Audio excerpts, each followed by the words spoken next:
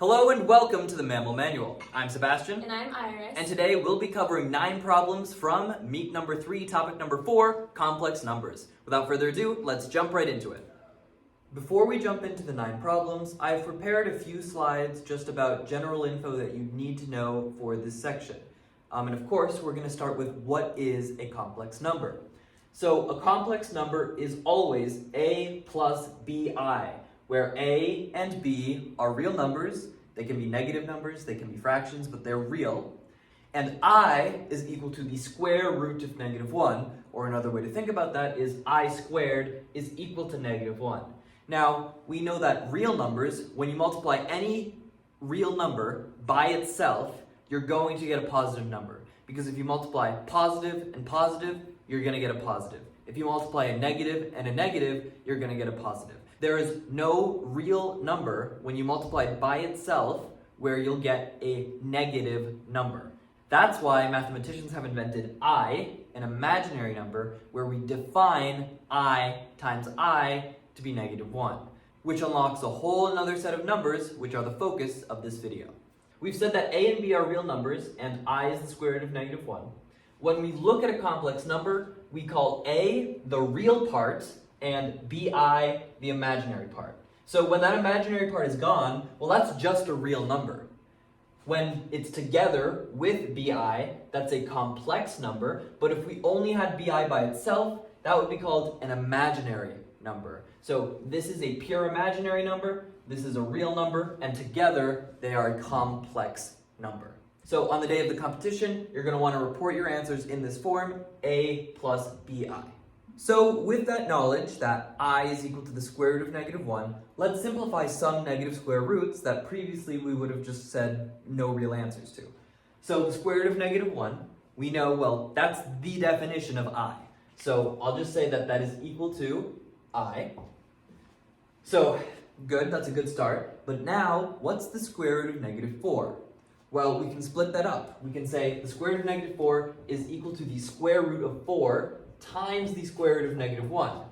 The square root of 4 is 2, and the square root of -1 is I. So the square root of -4 is equal to 2i. Let's do the same thing for the square root of -7. We can split that up to the square root of 7 times the square root of -1. Again, the square root of -1 is I, so there'll be an I component. But the square root of 7, we cannot simplify, so you'll just report your answer as the square root of 7 times I. And if you want to avoid confusion, it's possible to mess this up by extending the line of the radical. You can't have that I in the square root. So what we're going to instead write is I times the square root of 7. Now, either of these ways are acceptable, but normally when I've looked at MAML answer keys, they write it this way. Because normally we do write the number before I, but when we're dealing with the radical, it just makes it cleaner to look at when we have that I beforehand. Either way is acceptable. And lastly, we have the square root of -20. So let's simplify that. So we can say it's equal to the square root of 20 times the square root of -1.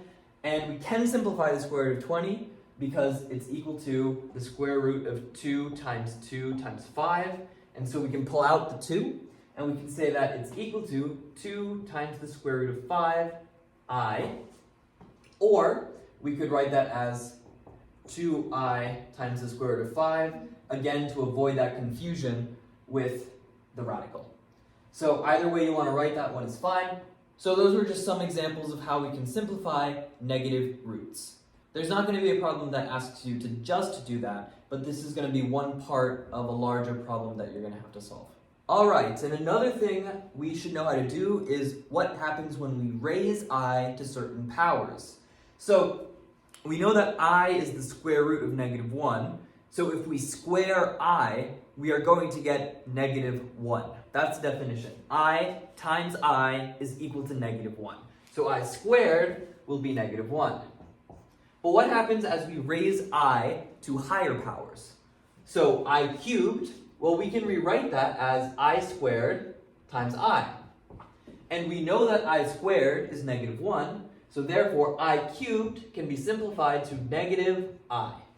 I cubed is equal to -I. Now, what is I to the 4th power? Well, I to the fourth can be written as I squared times I squared, which is -1 times -1, which is positive 1. So I to the fourth power is the same thing as saying positive 1. And then I to the fifth power, well, we can rewrite that as I to the fourth power times I. And we've just found out that I to the fourth power is 1. So 1 times I is just I. So you can see there's a pattern. We go I, which is I to the first power. Then we go to -1. Then we go to -I. And finally, we're left with 1. So this is the pattern. I, -1, -I, 1. So, for example, if they asked you to evaluate, well, what is I to the 98th power? Well, we can think about that in terms of modulus. The modulus function, if you don't know what that is just basically talking about the remainder. So, for example, if we did 7 mod 3, this is asking you, well, what is the remainder when you do 7 divided by 3? 7 divided by 3 is 2, remainder 1, so the answer to this is just 1. So we can use modulus to help us think about this problem. Let's say we have I to the n power, where I is a positive integer, and we want to figure out, well, what is I to the n? We only have 4 choices to choose from. It's either going to be I, -1, -I, or 1. And that depends on what the exponent is. And it's a cycle of 4. So I to the first power is going to be I to the fifth power is going to be I. So when we divide that exponent by 4, we're always going to get a remainder of 1. So we can write that if n mod 4 is equal to 1, then the answer will be I. And that pattern continues, because I squared is -1, I to the sixth is -1, I to the 10th is -1. So we can say that if n mod 4 is equal to 2, then the answer will be -1. N mod 4 is equal to 3, then the answer would be -I. And if n mod 4 is equal to 0, if there's no remainder, then the answer would just be 1. So let's solve this problem. What is I to the 98th power? Well, 98 mod 4.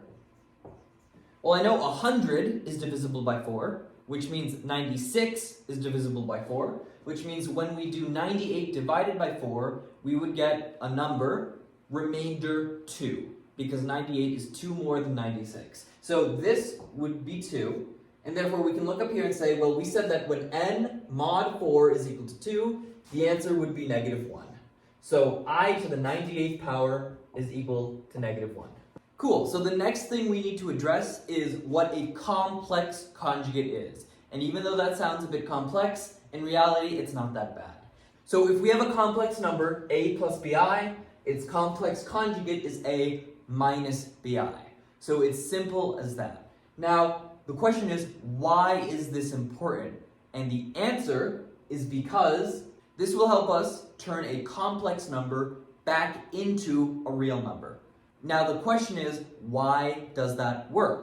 Well, to do that, let's multiply a plus bi times a minus bi. So I have a plus bi and a minus bi.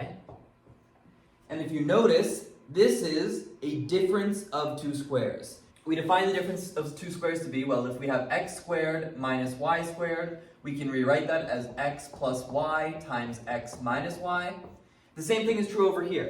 We have a plus bi and a minus bi, so this is a difference of 2 squares, so we can rewrite this as a squared minus bi squared. And now be careful to square both the b and the I, because you need to square the entire term. So if we simplify this, we get a squared minus b squared times I squared, and we know that I squared is -1, so it turns into a squared minus b squared times -1, which could be rewritten as a squared plus b squared. So when we multiply a plus bi times its complex conjugate, a minus bi, we get a squared plus b squared, And remember, the definition of a complex number is where a and b are real numbers. So if we have a squared plus b squared, we're going to get a real number. So the complex conjugate is really useful, again, to change a complex number into a real number. Now, with that under your belt, there's an extension to this called the complex conjugate theorem, which I'm about to show you. If a root of a polynomial with all real coefficients is of the form a plus bi, meaning it's a complex number, then the complex conjugate a minus bi must also be a root of the polynomial. So you can see why it's called the complex conjugate theorem, because we're saying if a complex number is a root of a polynomial with all real coefficients, then its complex conjugate must also be a root of that polynomial. Now let's dig into the why. So let's think about our simplest example of a polynomial that's going to have two complex roots, and that would be a quadratic that never crosses the x-axis. So if a quadratic crosses the x-axis, then it's going to have two real roots, but we're interested in the examples where it has complex roots, so we're just talking about a quadratic that never crosses the x-axis. Let's write that up here. Our quadratic would be of the form ax squared plus bx plus c. And to keep it simple, we're going to assume that a is equal to 1. So that leading coefficient is just 1. So really we can rewrite this as x squared plus bx plus c. We know that a complex number, a plus bi, is going to be a root of this quadratic. And we also know that a minus bi is also going to be a root. Now again, let's think about the why behind this. To do that, I like to think about this in terms of the sum of roots and product of roots formulas. So these are formulas that you probably should have known for polynomials in the last meet. So the sum of roots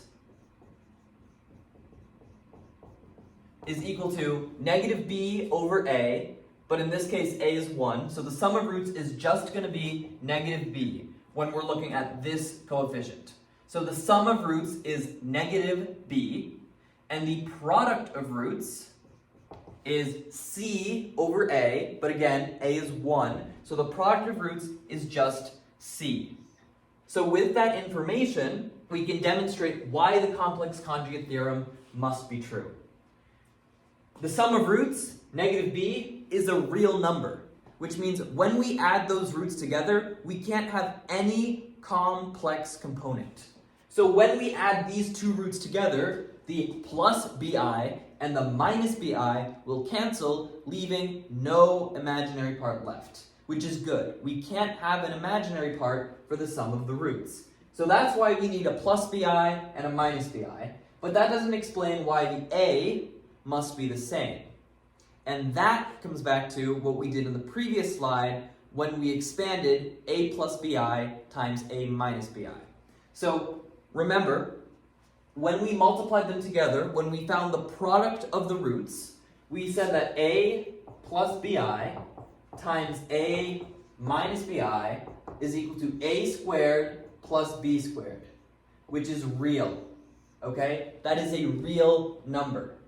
If this value were anything other than a, you wouldn't be able to apply the difference of two squares formulas, and in fact, you would not get a real number. So if you change this value, if you change a, you're going to get an imaginary part to your answer. The only way to get a real answer is if you have a plus bi times a minus bi, so that you can apply the difference of two squares, and so that imaginary part goes away. So the only way for the sum of the roots and the product of the roots to both be real is if you have a complex conjugate pair as your roots. So that's why the complex conjugate theorem works, and I actually do want to do just some examples off the top of my head that will help us get this quadratic really quick. When we know the roots, we can get to the quadratic really quick. It doesn't take too much effort. So let's do some examples now. So let's say we had a quadratic, and again, we're going to assume the leading coefficient is 1. Let's say we had this quadratic, and one of the roots was 3 plus 4i. Well, by the complex conjugate theorem, we know that the second root must be 3 minus 4i, and we can then easily come up with our quadratic. So we know that the sum of these roots, the 4i is going to cancel with the negative 4i, and then we'll just be left with 3 plus 3. So there's going to be no imaginary part. We're going to have 3 plus 3, which is 6. So the sum of the roots is 6, which means that b must be negative 6. Because we said that the sum of the roots is equal to negative b. So if negative b is equal to 6, then b is equal to negative 6. So already we're almost there. We have x squared minus 6x, and we need to find what the constant term is. And we've defined the constant to be the product of the roots. So 3 plus 4i times 3 minus 4i, well, again, when we do this, we're going to get a squared plus b squared. So it would be 3 squared plus 4 squared, which is equal to 25. So our constant would be 25. So with these complex roots, we can easily find the quadratic that these came from by thinking about it in terms of sum of roots and product of roots. Let's do one more example where the leading coefficient is not 1, but instead 3.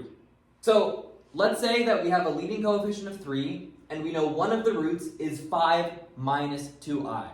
Well, the complex conjugate theorem still applies, even though there's a leading coefficient that isn't 1. It still applies, so the other root would be 5 plus 2i. Now, I still want to solve for the quadratic that has a leading coefficient of 1, and then once we get that, all we need to do is multiply our final answer by 3, and then we'll get a quadratic with a leading coefficient of 3. So again, let's still solve for that simpler quadratic, and then just multiply that by 3 at the end. Okay, so again, add these together, imaginary parts cancel, we're left with 5 plus 5, which is 10. So we would get x squared minus 10x, because if the sum is 10, then that coefficient needs to be negative 10. And then we need to multiply these together. So we would get 5 squared plus 2 squared, which is equal to 29. So our constant would be plus 29. So that's the quadratic with roots 5 minus 2i and 5 plus 2i, but it has a leading coefficient of 1. So let's just multiply the entire thing by 3, and we'll get the answer. So distribute the 3, we get 3x squared minus 30x plus 87. So that would be the quadratic with the leading coefficient of 3 that has the roots 5 minus 2i and 5 plus 2i. Alright, I think that's enough about the complex conjugate theorem. Let's move on. I still have a few more things to teach you before we actually jump into the problems. Alright, so here is the complex plane. Now I'm sure you're very familiar with the standard x-y coordinate plane, and this looks awfully similar, except instead of having an x and y axis, we have a real and imaginary axis. You can think of the real axis as just a number line. Like, imagine that imaginary part weren't there. We just have a number line where, it stretches to positive infinity and stretches to negative infinity. But now we're adding a new number line, the imaginary number line, vertically. So we have our real number line horizontally, our imaginary number line vertically, and we're combining them into a coordinate plane. So, for example, if I wanted to plot the complex number 3 plus 4i, I would go 1, 2, 3 real units, and then I would go 1, 2, 3, 4 imaginary units up. So right about here would be the complex number 3 plus 4i. It's going to be good to visualize this because it's important for finding the absolute value of complex numbers, which I'll get to in just a moment. But before I move on, I just want to make sure that we know what these quadrants are called. Just like in our regular coordinate plane, we have 4 quadrants, and they're going to be named in counterclockwise order. So this is quadrant 1, and then going counterclockwise, we have quadrant 2, quadrant 3, and quadrant 4. Alright, with that defined, let's move on to taking the absolute value of a complex number. Let's think about what absolute value really means. Now, when you were first taught absolute value, it might have been something as simple as, well, let's just make the number positive. So if we have a negative 3 and we take its absolute value, well, let's just make it positive. And if we take the absolute value of a positive number, let's just keep it positive. right? So you could be thinking, oh, well, an absolute value just makes a number positive. But there's a little bit more to it. If we look at this number line, we see that 5 and -5 have the same absolute value. And we define that as being the same distance away from 0. 5 is 5 units away from 0. -5 is 5 units away from 0. We can apply that same principle, distance from 0, to imaginary numbers and to complex numbers. So let's first take a look at imaginary numbers. So here I have a very similar example to this, but we're talking about the imaginary numbers instead. So we have 5i and -5i. And again, we're going to represent this vertically because in the complex plane, the imaginary axis is the vertical axis. So we have our origin here. 5i is 5 units away from 0. -5i is 5 units away from 0. Therefore, we would say the absolute value of 5i is equal to 5. And the absolute value of -5i is also equal to 5. Now, it gets really cool when we apply this principle to the complex plane. So let's pull up an image of that here. So here's our complex plane, and I'm specifically interested in finding the absolute value of these 4 complex numbers. Here we have 4 plus 3i. You'll notice a pattern. Here we have 4 minus 3i. Here we have -4 minus 3i. And here we have -4 plus 3i. Okay, so I'm interested in finding the absolute value of these complex numbers. Again, remember, absolute value is defined as the distance away from 0. So for this one, I want to calculate, well, what is the distance from here to the origin? And to do that, I can use a right triangle. So I would set up my right triangle like this, and I would say, well, this leg is equal to 4 units. This leg is equal to 3 units. To calculate the hypotenuse, I would use the Pythagorean theorem, a squared plus b squared equals c squared. And this is our classic 3, 4, 5 triangle. So, the absolute value of 4 plus 3i is equal to 5. I cannot overstate how cool that is. We can take a complex number, take its absolute value, and get a real number. Whenever you take the absolute value, you're always going to get a real number that represents its distance from 0. And if you were to take the absolute value of any of these complex numbers, you would also get 5, because that distance is going to be 5. So the general formula for finding the absolute value of a complex number is the absolute value of a plus bi is equal to the square root of a squared plus b squared. Just like the Pythagorean theorem. Alright, with all of that learning out of the way, I think it's finally time to jump into some problems. Alright, here's our first problem. Simplify 2 plus 3i squared times 2 minus 3i squared. Now, there's an easy way and a hard way to solve this problem. You could do 2 plus 3i squared, you then could do 2 minus 3i squared, and then you could multiply them together. That is completely valid, but that would involve multiplying 3 different times with complex numbers. And it's not actually that hard. Instead, what we have to recognize is we have a difference of 2 squares situation here. We can rewrite this as being 2 plus 3i times 2 minus 3i, and then square the whole thing. And here, we have a difference of 2 squares. We have a complex conjugate pair, and that is going to be really simple to simplify. In fact, it's going to be a real number. Remember, whenever we have a plus bi times a minus bi, the answer is just going to be a squared plus b squared. So over here, when we have 2 plus 3i and multiplied by 2 minus 3i, the answer is going to be 2 squared plus 3 squared, which is equal to 4 plus 9, which is 13. So we have 13, and then it's telling us to square that quantity. So our answer is just going to be 13 squared, and 13 squared is 169. So our final answer to this problem is 169. Now that one, you would have gotten the same answer if you had done what I had said originally, square that one, multiply those products. But it would have taken you a lot longer, and I just think this is a much more elegant solution. Alright, with that problem out of the way, let's move on to our second one of the video. Alright, let's simplify 3 minus 4i times 4 minus 3i minus 3 minus 4i times 3 minus 4i. Now again with this one, there's going to be a harder way and an easier way to solve it.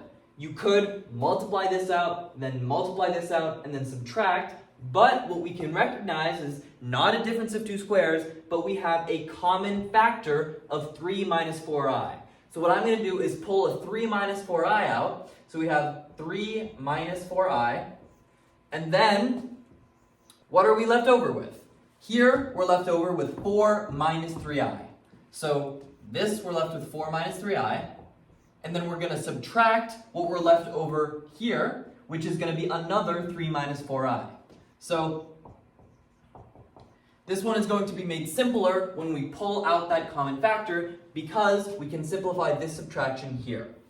4 minus 3 is 1, negative 3 minus negative 4i is positive I. So we're left with 3 minus 4i times 1 plus I. And now all we have to do is just do FOIL to find the answer here. So the first 3 times 1 is 3. The outsides, 3 times I is 3i. The insides, negative 4i times 1 is negative 4. And the lasts, negative 4i times I is negative 4i squared. But negative 4i squared can be simplified to positive 4 because, again, I squared is negative 1. So that's going to simplify to positive 4. 3 plus 4 is 7. 3i minus 4i is negative I. So our final answer to this problem is 7 minus I. And again, you're going to want to report it in this form where we have our real part first and our imaginary part second. Alright, let's move on to our last three-pointer of the video. Alright, let's find the cube of 2 minus the square root of 3 times I. So that means all we're doing is 2 minus the square root of 3 times I, 2 minus the square root of 3 times I, and then one more time 2 minus the square root of 3 times I. So let's start with this, and let's do FOIL here, and then we'll take that and do FOIL with this one. So here, FOIL would be, first 2 times 2 is 4, then we have 2 times the negative square root of 3i, so minus 2 square root of 3i, and then again, minus 2 square root of 3i, and then we have negative square root of 3i times negative square root of 3i, which would be positive 3i squared. But positive 3i squared can be rewritten as minus 3. So this ends up simplifying to 4 minus 4 times the square root of 3i minus 3. And that would simplify to 1 minus 4 times the square root of 3i. Okay, so we've done that first part. Now we need to multiply it again by 2 minus the square root of 3i, and that will just leave us with another FOIL. So first, 1 times 2 is 2. Outsides, 1 times negative square root of 3i is negative square root of 3i. The insides, minus 4 square root of 3i times 2 would be minus 8 square root of 3i. And then the lasts would be negative 4 times the square root of 3i times negative square root of 3i is going to be positive 4 times 3i squared. So it would be 12i squared, which would be negative 12. That's a lot there. So you always really have to be careful with these last terms when we're dealing with the I squared, because it's going to be really easy to make a sign error. The point is that is going to be minus 12. So now we just got to combine some like terms. So we have 2 minus 12, which would be negative 10. And again, always report that real part first. And then we have negative square root of 3i minus 8 square roots of 3i, which would be minus 9 square roots of 3i. So our final answer would be negative 10 minus 9 times the square root of 3i. And that would be our final answer. Alright, let's move on to the 4 pointers of this video. The equation x squared plus 4ix minus 9 equals 0 has 2 roots, one in quadrant 3 of the complex plane and the other in quadrant 4. Find the root in quadrant 4. This is our first taste of a polynomial that doesn't have all real coefficients. So this one has a non-real coefficient, 4ix. So that means the complex conjugate theorem wouldn't apply. If we wanted to use the complex conjugate theorem on this problem, we couldn't anyway. But there's going to be an easier way, and this is a quadratic. It's already set to 0. That means we can use the quadratic formula to solve. Even though there are non-real coefficients, the quadratic formula does still apply. So we would have negative b, and that b is this coefficient, so negative 4i plus or minus the square root of 4i squared minus 4 times a, which is 1, times c, which is negative 9, all over 2a, which would just be 2. So that's the quadratic formula here, and now all we have to do is simplify. 4i squared would be 16i squared, which would be negative 16. 4 times negative 9 is negative 36, and if we minus negative 36, we would add 36. So negative 16 plus 36 would be positive 20. So this ends up simplifying to negative 4i plus or minus the square root of 20 all over 2. And then we can simplify that further. Remember, the square root of 20 can be rewritten as 2 times the square root of 5. And if we divide the 2 by both, we end up getting negative 2i plus or minus the square root of 5. So our two answers are the square root of 5 minus 2i and negative square root of 5 minus 2i. So which one is going to be in quadrant 4? That's the one we're looking for. Well, let's just draw a sketch of the complex plane. That's our imaginary axis. That's our real axis. And our two answers are going to be in quadrant 3 and quadrant 4.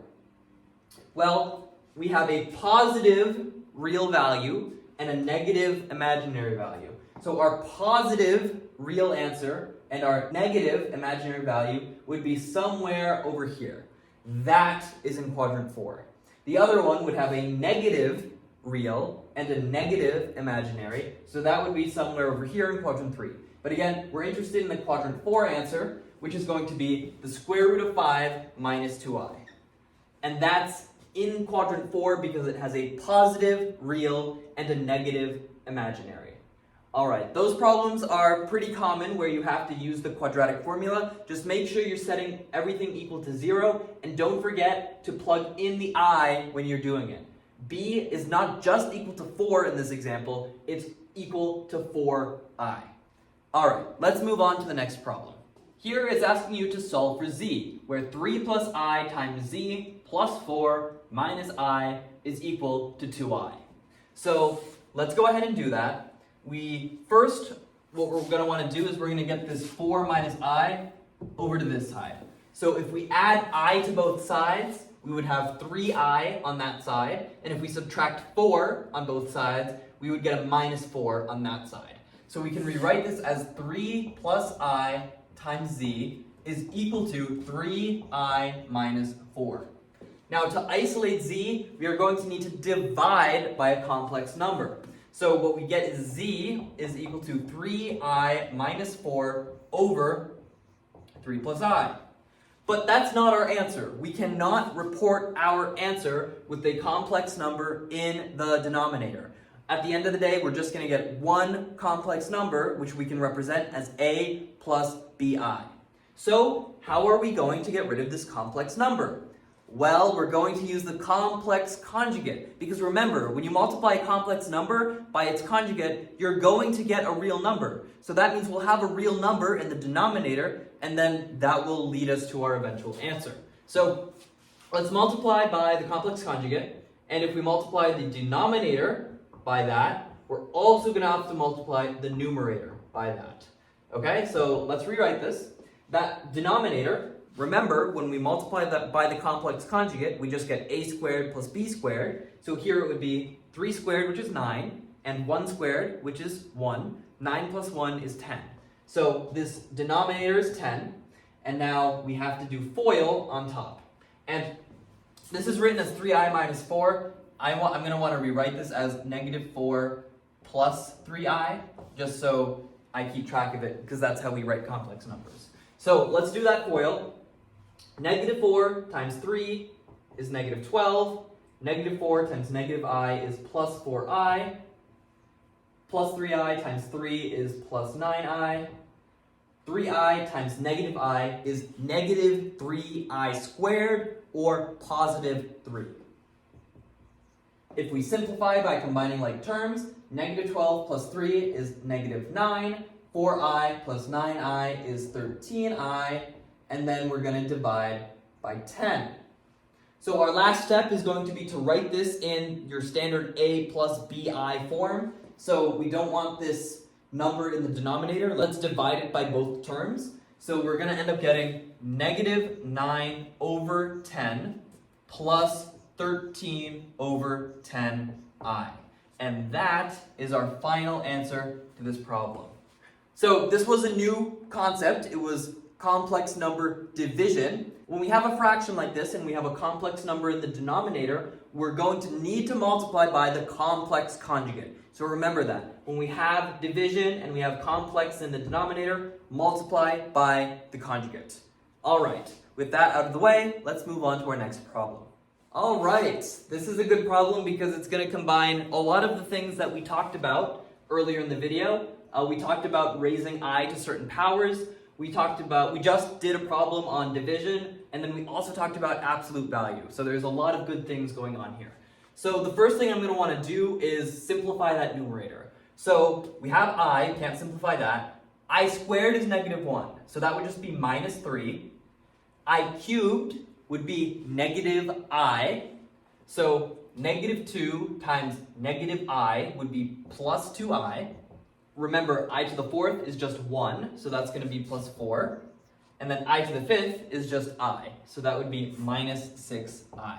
So we can simplify this. We have I plus 2i minus 6i, which would be minus 3i. And then we have minus 3 plus 4, which is just 1. So on top we have 1 minus 3i, and I can get those guys a little closer, just so it's one complex number.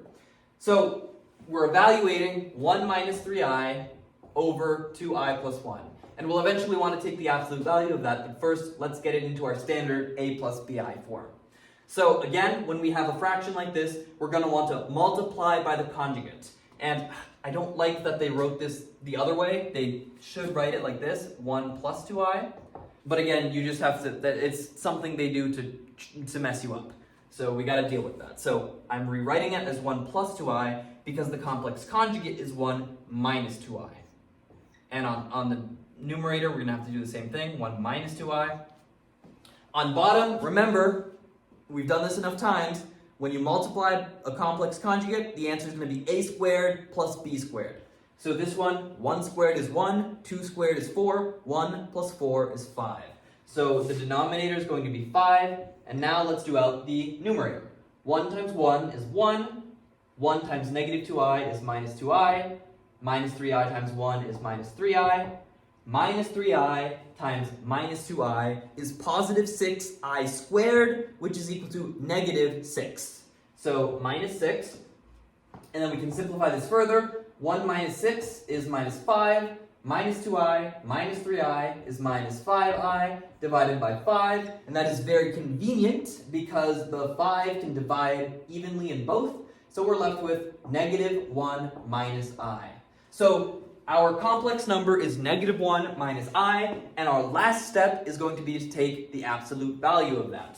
Now, -1 minus I, if we wanted to visualize this on the complex plane, this would be in the third quadrant.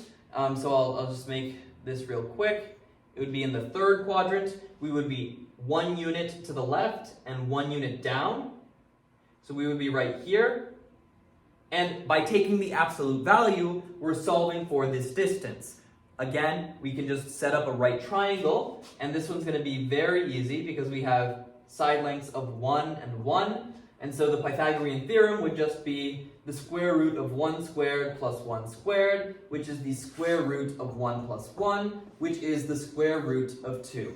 So our final answer to this problem is the square root of 2.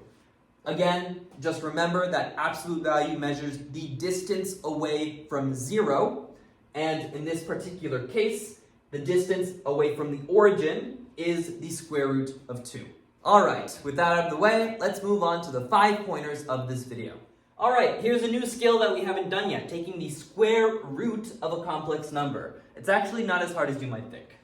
If the square root of negative 16 minus 30i is equal to a plus bi, where a and b are real numbers, find the value of a plus b squared. Really, to do this problem, all we need to do is square both sides, and I'll show you what I mean. So the square root of negative 16 minus 30i is equal to a plus bi.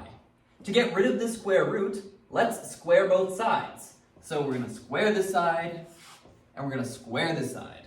We get that negative 16 minus 30i is equal to a squared plus 2abi plus bi squared. And remember that bi squared, both the b and the I are squared, so it would end up being b squared times I squared, which is the same thing as subtracting b. So we get that negative 16 minus 30i is equal to a squared plus 2abi minus b squared.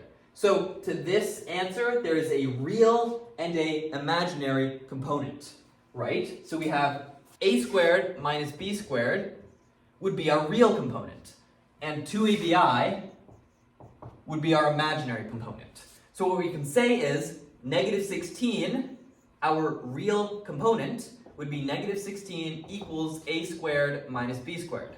And our imaginary part, negative 30, is equal to 2ab. And if we divide 2 from both sides, we would get that negative 15 is equal to ab. So this is just a system of equations. It's not a linear one, so it's going to be a little tougher, but this is just a system of equations that we can solve for a and b. Let's try to solve for a, and we can do that using substitution. So using this equation, I could say that if negative 15 is equal to AB, then B has to be equal to negative 15 over A. Then I can plug negative 15 over A into this equation here. So I get that negative 16 is equal to A squared minus negative 15 over A squared. Negative 16 is equal to A squared minus 225 over A squared. Now I want to multiply every term by a squared. So I'm going to get negative 16 a squared is equal to a to the 4th minus 225. And we want to set this equal to 0. So a to the 4th plus 16a squared minus 225 is equal to 0. Now all we have to do is factor this. So the question is, well, do we have two numbers that multiply to negative 225 and add to positive 16? And the answer is yes. If you want to think about it for a moment, just pause the video. But the answer is that 25 and negative 9 satisfy both those conditions, which means we have a squared plus 25 times a squared minus 9. Now, remember, because this is part of a complex number, we define a and b to be real numbers. So a cannot be imaginary or complex. It has to be real. So if we were to say that a squared plus 25 equals 0, we would get that a squared is equal to negative 25. We would get 5i or negative 5i for a. But a cannot be imaginary, so those are not valid answers. So the only valid answers will come from a squared minus 9 equals 0, a squared equals 9, a equals plus or minus 3. So we've got our two values for a. So now we have to come over here and say, well, what is b when a are those values? So when a is 3, b would have to be negative 5, right? Because 3 times negative 5 is negative 15. And then if a is equal to negative 3, b would have to be 5. because negative 3 times 5 is negative 15. So we got our two answers. So we've evaluated the two square roots of this complex number. The two square roots are 3 minus 5i and negative 3 plus 5i. So that's cool, but it's not asking us to have solved for those answers. It's asking us to solve for the value of a plus b squared. In both cases, we're going to get the same answer. Over here, 3 plus negative 5 is negative 2. Over here, negative 3 plus 5 is positive 2. But when we square negative 2 and square positive 2, we'll get the same answer, which is 4. So either one you wanted to use is fine, because when you square it, you're going to get the quantity 4. And 4 is the answer if there's any room here. 4 is the answer. Now, this was a new skill. We learned how to take the square root of a complex number, but it wasn't too difficult. It certainly was involved, but they picked nice enough numbers for us to be able to solve this. All right, let's move on to the next problem of the video. A cubic equation has the form ax cubed plus bx squared plus cx plus d equals 0, where a, b, c, and d are integers with the greatest common factor of 1. If two of the roots of the equation are 2 and 3 minus 2i, find the product of a, b, c, and d. This is where our knowledge of the complex conjugate theorem is going to come in. It tells us that the coefficients are all integers, meaning that the complex conjugate theorem does apply. And it's telling us two of the three roots. It tells us the roots are 2, 3 minus 2i. And if 3 minus 2i is one of the roots, then, due to the complex conjugate theorem, 3 plus 2i must be the third root.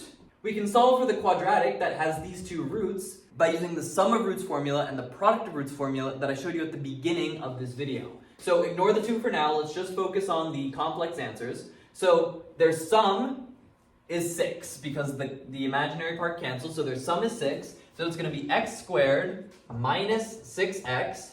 And then what is their product? Well, again, I keep on repeating this throughout this video, but when you multiply a complex conjugate pair, the answer is going to be a squared plus b squared. So here, 3 squared is 9, 2 squared is 4, 9 plus 4 is 13.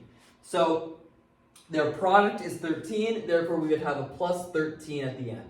So the quadratic that has these two roots is x squared minus 6x plus 13, and now all we have to do is multiply to get this root included. So we would multiply this quadratic by x minus 2.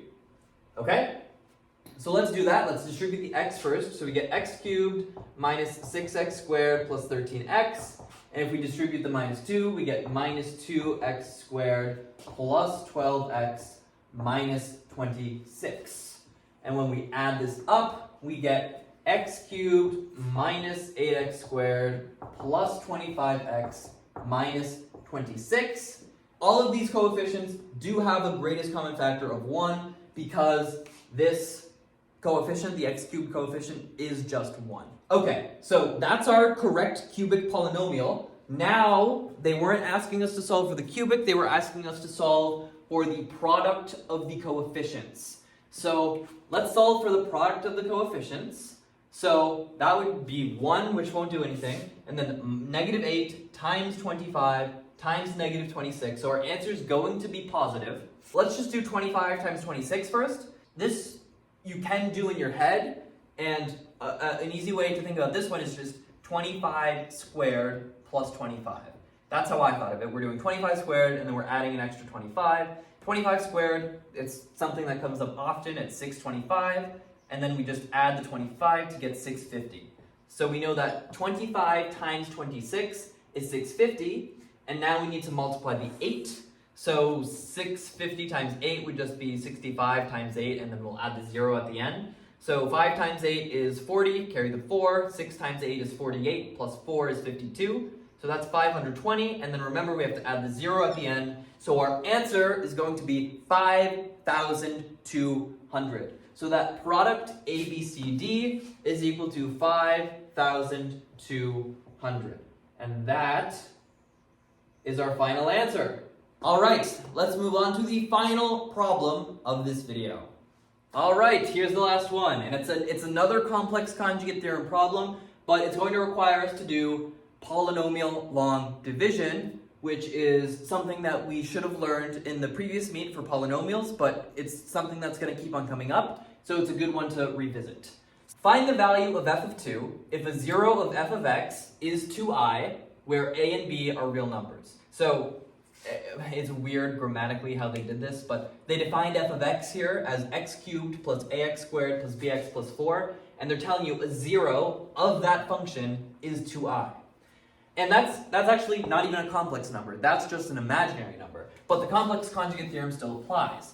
Because if a root of this is 2I, we could rewrite that as just 0 plus 2I if we wanted to. So the complex conjugate of 0 plus 2I is 0 minus 2I.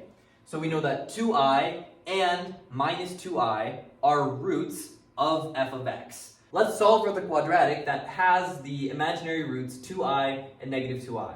Well, the sum is 0, so there's going to be no x term. It's just going to be x squared, and then we're going to have a constant.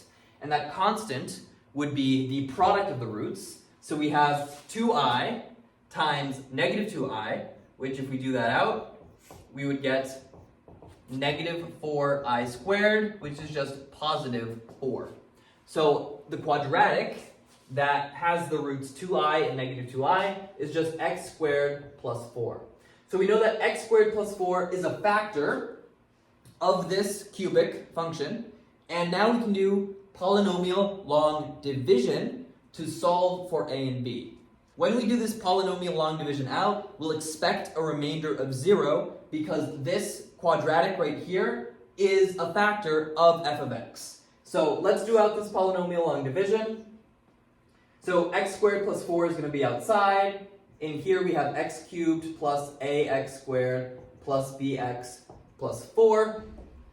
Now the question is this. How many times does x squared go into x cubed? When we do polynomial division, we're only interested in the highest power term over here, and we're asking, well, how many times does it go into the highest power term in here? X squared goes into x cubed x times. That's a little bit weird to think about, but if we multiply x squared by x, we get x cubed. Therefore, another way of saying that is x squared goes into x cubed x times. So I'm going to write an x up here, and then we're going to distribute this x to both terms. So we have x cubed, and then we have 4x, which will be over here. And just like in regular division, we're going to subtract. So the x cubes cancel, we're left with ax squared plus b minus 4x, and then we need to bring down the 4, like we would in regular division. So now the question is, how many times does x squared go into ax squared? And the answer to that is a times, because x squared times a is ax squared, so therefore x squared goes into ax squared a times. A little bit weird, I know. But we're going to have, okay, so we have our plus a up here. Distribute that a to these two terms. So we have ax squared, and then we're going to have a plus 4a. So if we do our subtraction, the ax squares are going to cancel. So we're left with b minus 4x, and then it's 4 minus 4a. So if we had 4 minus 4a, we can factor out the 4, and we can say that's equal to 4 times 1 minus a. So I'm just going to write this here as plus 4 times 1 minus a. That's it. We're done with the polynomial long division, but we're left with this expression. What does this mean? Well, this is our remainder. This is what we're left with, but we were expecting a remainder of 0. Therefore, this expression here, we know that it must equal 0. So b minus 4x plus 4 times 1 minus a is equal to 0. And because this is attached to the x term, and this is the constant term, we can set both of these equal to 0 because they separately have to equal 0. So b minus 4x has to equal 0, therefore the coefficient of x has to be 0. So b minus 4 equals 0, and b equals 4. Over here, 1 minus a must be 0. So if 1 minus a is 0, then a is equal to 1. So through polynomial long division, we've been able to solve for a and b. So we know that our cubic function, f of x, is equal to x cubed plus x squared, since a is 1, plus 4x, because b is 4, plus 4. So that's our cubic, and now the final step is just to plug in the value of f of 2. So let's plug in that value. 2 cubed is 8, 2 squared is 4, 4 times 2 is 8, and we're just left with 4. So we have 8 plus 4 plus 8 plus 4, which is 12 plus 12, which is 24. So the final answer to this problem is 24. So that was another good application of the complex conjugate theorem, and we also reviewed polynomial division that you should have known for the last meet. All right, with that out of the way, that was our final problem of the video. This was our video on 9 problems from meet number 3, topic number 4, complex numbers. Thank you for watching. I'm Sebastian. And I'm Iris. And we're the MAML Manual.